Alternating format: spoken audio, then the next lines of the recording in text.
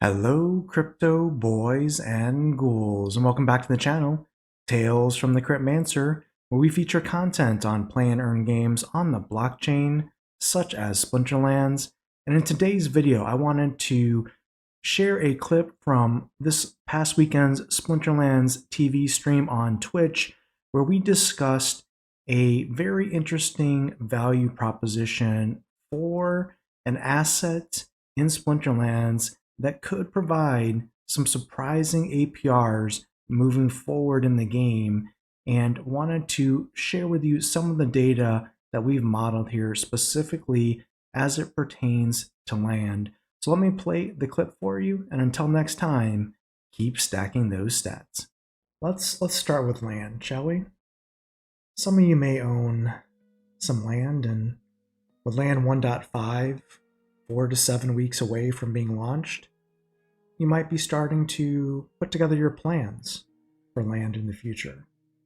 And as you're probably aware, there are 3 resources that you can basically farm or mine in land 1.5. They are SPS, they are research tokens, and they are grain. And many will probably be focusing on SPS, some certainly on research tokens with an unknown but I guess described high value tokens. Then others will maybe farm grain. And I think grain is, in a lot of people's mind, kind of the bottom tier of resource to potentially farm in land 1.5. That's why everyone probably wants SPS or research tokens, right? But I want to talk a little bit today about our players sleeping on the value of grain in Splinterlands. And I want to share some data with you from my own analysis and my own actual numbers that might be of interest to those doubting grain's value in the ecosystem. And just I guess we can show for those who may not be familiar, if we look at, I think grain here, it's listed that Splinterlands is going to have grain available at a price of 1 DEC per grain in the market, and they mention that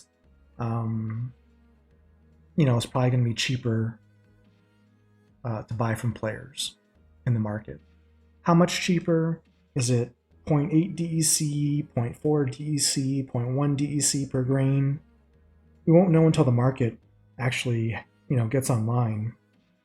And remember, a number of people bought time vaults, which time vaults as a starter package included grain.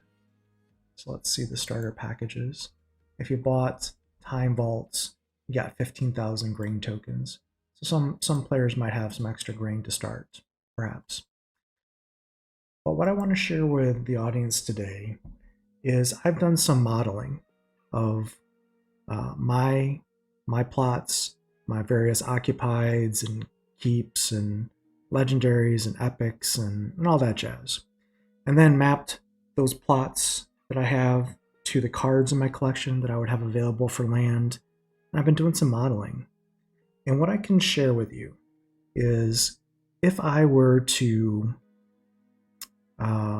basically have 2 keeps, essentially farming taxes for the 2 tracks that I have, and then I were to have my 17 plots that I believe are best for farming SPS equipped with the best cards for farming SPS, I can generate a decent amount of production points per 24 hours towards SPS and taxes.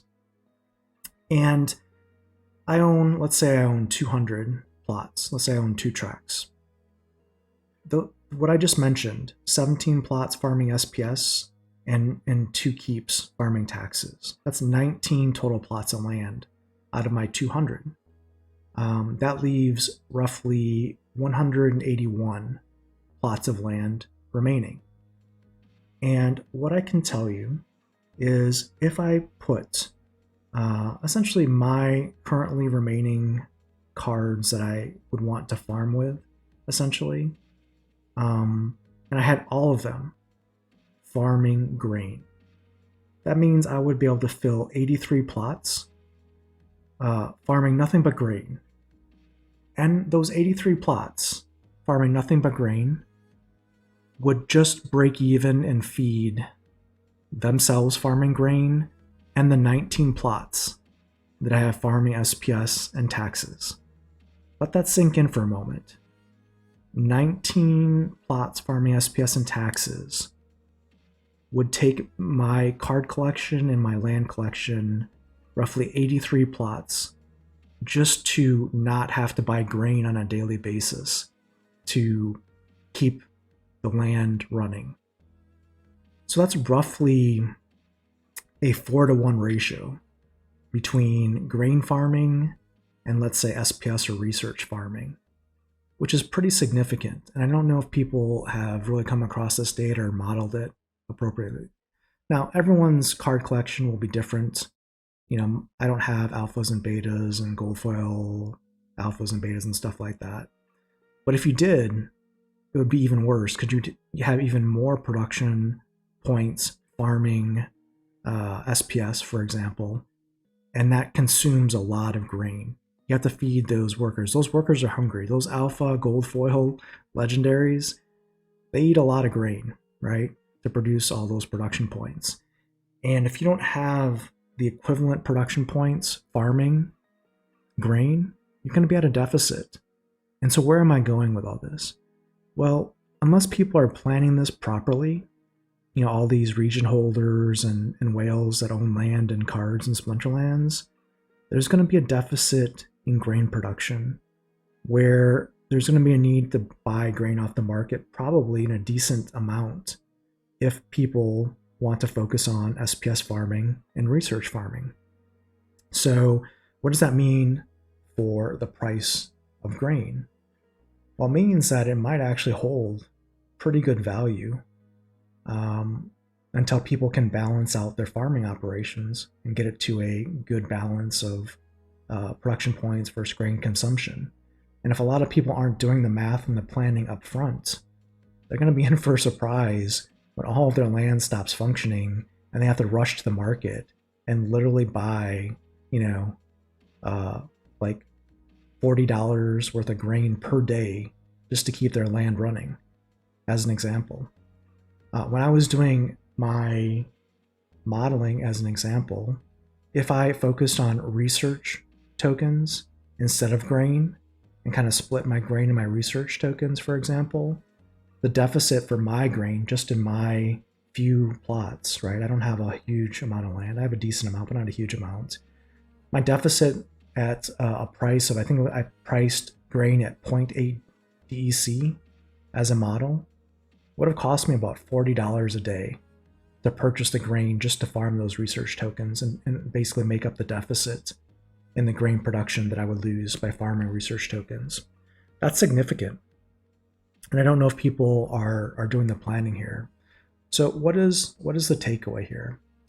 Well, the takeaway again is if you own land, it may not be a terrible thing to farm grain and sell grain on the market because you might do pretty well from an APR perspective. If you do the modeling on your own and you calculate what a common plot of land will generate in grain if you gave it 5 Chaos Legion common cards maxed out, like let's say 5 Heatsmiths as an example, on a Caldera, you might be surprised at the APR that could generate. And I won't go through it necessarily here on stream today. We'll maybe save that for a YouTube video in the future. But that APR is quite attractive. And that's why when I look at common plots of land here in the market, as an example, common plots of land are selling for $47 right now. I don't know how long that lasts. Once people start to put pen to paper or pencil to paper and start looking at APRs and start looking at what they might be able to generate by farming grain and selling grain on the market, people are doing crazy things. People are selling stuff and buying SPS, selling cards for SPS, selling nodes for SPS, selling everything for SPS. But what's the APR in staked SPS, right?